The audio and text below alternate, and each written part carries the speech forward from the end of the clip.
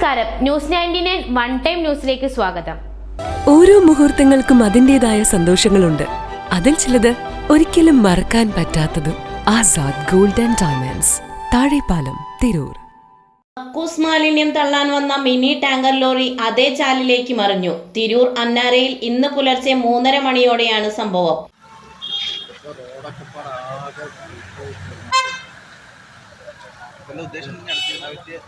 ഈ പ്രദേശത്തെ ഒഴുകിക്കൊണ്ടിരിക്കുന്ന ചാലിൽ നിരന്തരമായി രാത്രി സമയങ്ങളിൽ കക്കൂസ് മാലിന്യം തള്ളുന്നു എന്നുള്ള പരാതി കാലങ്ങളായിട്ടുണ്ട്.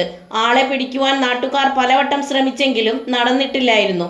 എന്നാൽ ഇന്ന് പുലർച്ചെ 3:30 മണിക്ക് മാലിന്യം തള്ളാൻ വന്ന മിനി ടാങ്കർ ലോറി മാലിന്യം തള്ളുവാൻ ശ്രമിക്കുന്നതിനിടെ ചാലിലേക്ക് ചെരിയുകയും എടുത്തു പോകാൻ ശ്രമിക്കുന്നതിനിടെ നമസ്കാരത്തിന് പോകുന്ന നാട്ടുകാർ കണ്ടതിനാൽ നാട്ടുകാർ തടയുകയും തുടർന്ന് വാഹനം അവിടെ നിന്ന് എടുക്കാൻ കഴിയാതെ ആവുകയും ചെയ്തു. നേരം പുലർന്നപ്പോൾ ഒഴുക്ക് ശക്തമായ ചാലിലേക്ക് വാഹനം മറിയുകയായിരുന്നു. പ്രദേശത്ത് നാട്ടുകാർ തമ്പടിക്കുന്നുണ്ട്. പോലീസും സ്ഥലത്തുണ്ട്. ന്യൂസ് 99 തിരൂർ.